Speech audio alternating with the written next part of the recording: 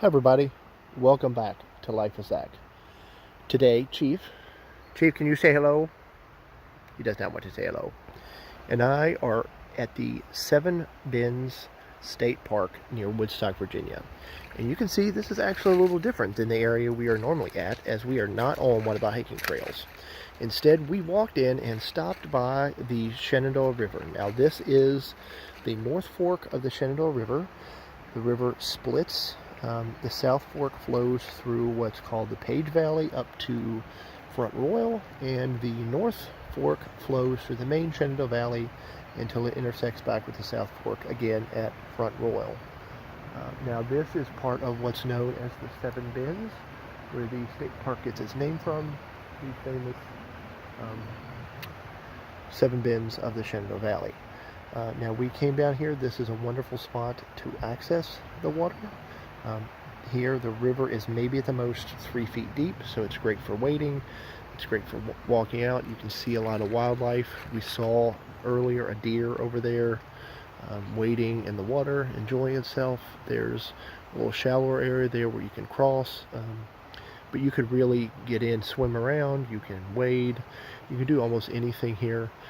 People do float on the river, but thankfully most of them float up to the park entrance, which is up that way, maybe a quarter of a mile. So few of them float down this way, okay? So this is actually kind of an isolated spot that we like to come to.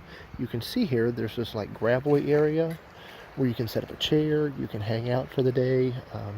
Some of us often do that during the summer. Just come over here and chill.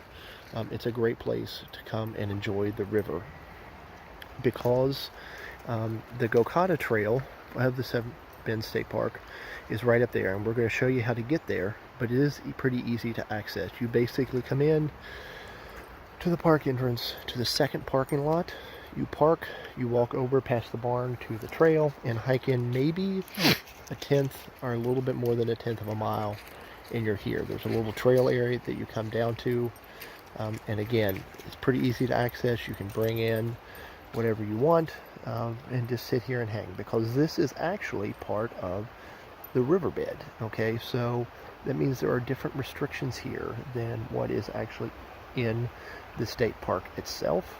Now there's still restrictions on what you can do, so don't go crazy, but you can come down here and chill and stuff like that and have a good time.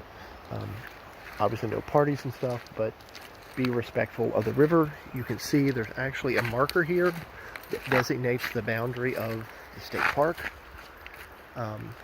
That's a pretty cool thing. So you can see there's where the park itself starts, and we'll go over the trail here in a minute. Now, coming down to the river, there's a few things to keep in mind.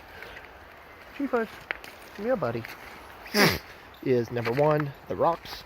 The river does have rocks in it. Some of them can be sharp, so make sure you wear some type of footwear. I recommend the trusty old Crocs that I've got here, but that should make it pretty easy to wade out in the water. The only other thing is sometimes you do have to look out for snakes. They're not going to bother you if you don't get close to them, but just keep an eye out, because you sometimes see them floating down the river, or you might see them here in like the rocks and stuff. Also, obviously, don't get too close to the wildlife. You can actually see from here the bridge where you enter on Lupton Road into the park. So you can see we're not that far away. But again, the main place where people get in the river down by the bridge, it gets really crowded. It's about, I don't know, 7:30 at night. And when we came in, there were probably at least 30 people there, including this large group coming in to add to that with all these boogie boards and stuff. So we didn't want to hang out there. So we wanted to come to the water down here where it's more isolated and more enjoyable, because you don't have a lot of people around you yelling and doing other stuff. This is a much quieter, more reserved, more enjoyable area of the river. Now, of course, if the water is up, this may be underwater. So just keep that in mind. But if it's a nice summer day like it is today, this is a perfect spot to come to. So how do you get here? So come on, Chief, let's go back to the trail. So we're just walking back now up to the trail itself. Chief likes to stop and sniff every single thing that there is, which is fine with me. You gonna lead the way, or do I need to, Chief? Oh, I gotta stop for a potty break. Alright, come on, Chief. We saw a raccoon up here earlier, so he's probably sniffing that. Let's go, buddy. Let's go. So this is the worst part. This is a little bit of a steep area coming in. You have to watch your step. It's a little slippery, but if you're careful, get on anchor point, and some shoes with some treads, you'll be fine. You can see, Chief, let's go. Let's go. This at least is cleared off enough that you can walk in here.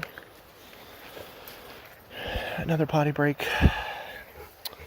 And here is the Golconda Trail. Now this Golconda Trail goes for about mile and a half round trip down that way. But here's where you come in. Here's where we came in. Basically, again, by that parking lot, down by the barn, hit the trail, come in, and then you're going to want to look. This is one of the best of these little walking paths to get down to the river. There's a couple others that do not provide as good access, but if you look for the rocks in this little trail, it's easy to access. So that's our kind of hidden spot on how to access the Shenandoah River at the Seven Bend State Park near Woodstock, Virginia. Hope you liked this video. If you did, be sure to hit the like, subscribe to get others as they come out, and leave a comment with any questions or any feedback. I'd love to hear from you. Have a great day.